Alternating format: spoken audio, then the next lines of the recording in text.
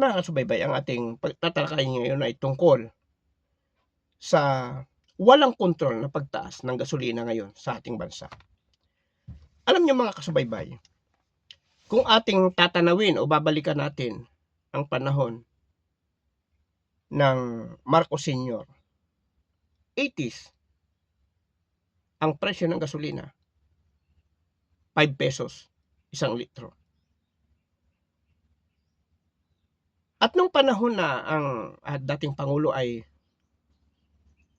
bumaba na sa kanyang tungkulin, tumaas ng 2 piso, naging 7 o 7 pesos kada litro.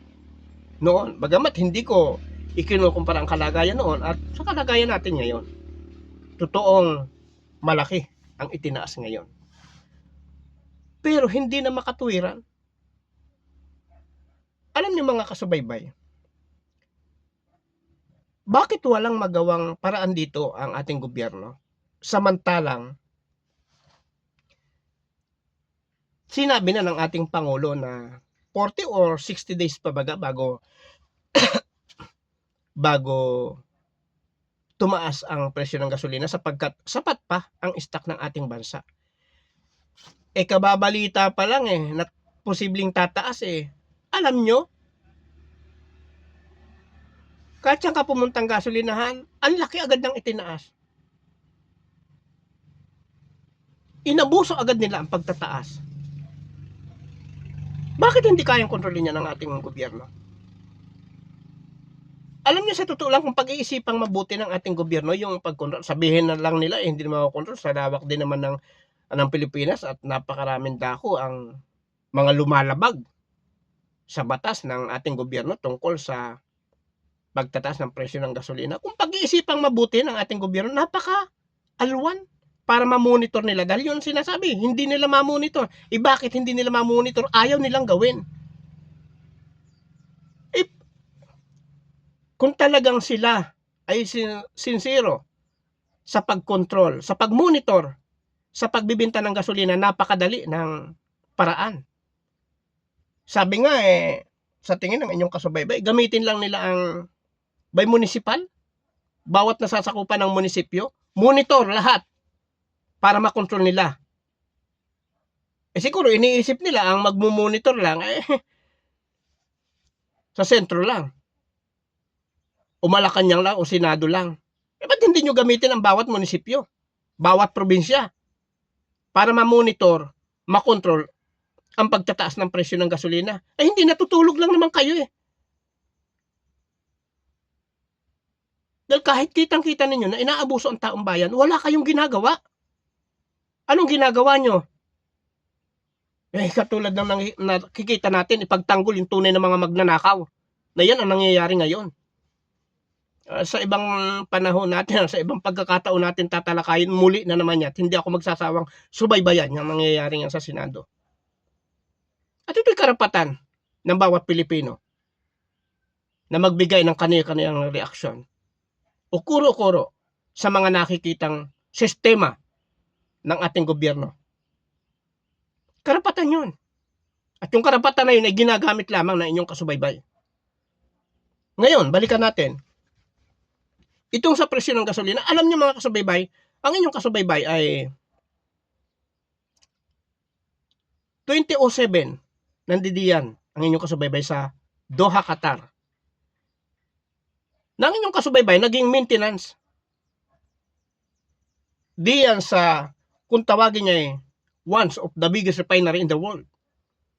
Yung Qatar Gas Extension sa Raslapan, dyan galing ang inyong kasubaybay.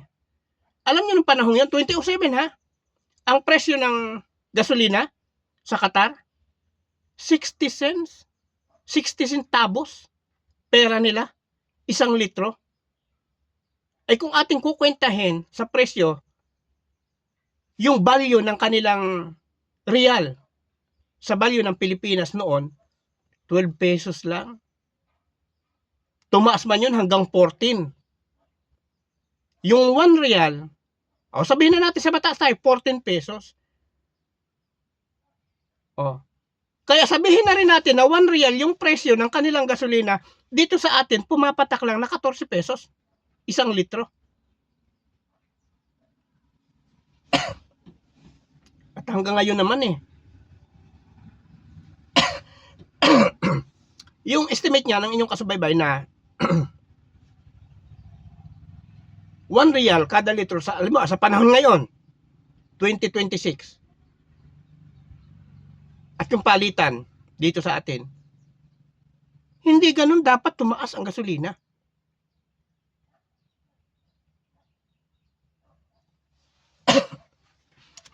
Ay, alam niyo mga kasubaybay,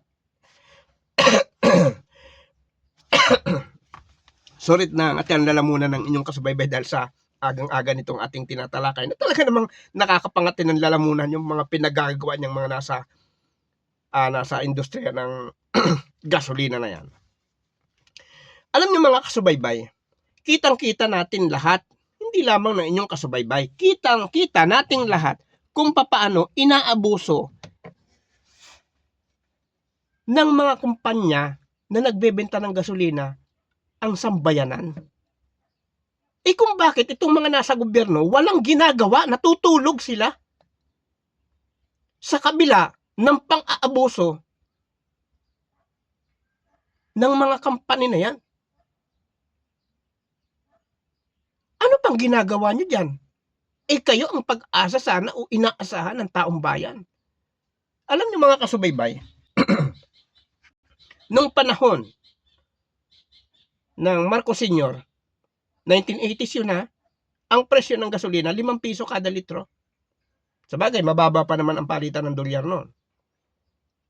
At nung ang ating dating Pangulo bago bumaba, tumaas ng 2 piso, naging 7 kada litro.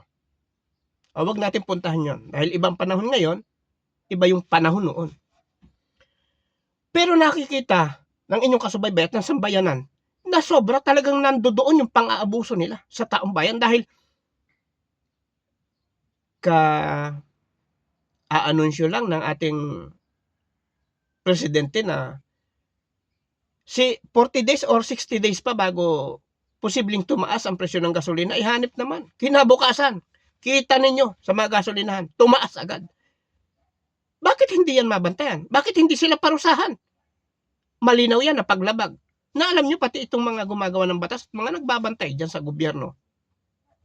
Hindi ba kayo na iinsulto na pati kayo harap-harapan na winawalang hiya ng mga malalaking negosyante na yan? Kayo? Hanip naman wala kayong ginagawang action kitang-kita ninyo, kayo man nakakaramdam ng pang-aabuso. Ay sa bagay, libre siguro kayo sa gasolina. Alam ko nga, libre. Kaya hindi ninyo ramdam yung sakit at hapdi na nararamdaman ng mga simpleng tao, ng mga pangkaraniwang tao kapag bumibili ng gasolina. Alam niyo dito sa amin, yung diesel, 120, 118, 100, something hindi nababa ng 100. Samantalang, kung ang pagbabasihan natin ay pinahayag ng ating Pangulo, 60 days pa o 40 days pa bago tumaas, abay, kinabukasan lang. Kayo man winawalang hiya din. Pero hindi kayo kumikibo. Nasaan ang pakinabang sa inyo ng taong bayan? Aba, ay parang okay na lang sa inyo na walang hiyain kayo ng mga malalaking negosyante na yan.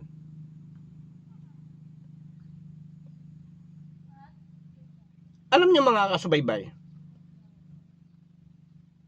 kung yung mga nasa gobyerno lamang na yan ay ginagampanan nila yung kanilang gampanin, hindi mangyayari ang ganyan. Wala, yung ginagampanan nila ayon lang sa gusto nila. Di ba? Lalo pa kung titingnan natin yan nangyayari ngayon sa Senado, bagamat may ibang topic tayo diyan, pero kung mamasdan ninyo, yung sabi nila imbestiga, hindi man imbestiga yan pagtatanggol na ni Lacson yan at saka ni Soto, saka ni Remulla sa mga tunay na magnanakaw. Bagamat may ibang topic tayo diyan, babalikan natin yan sa susunod.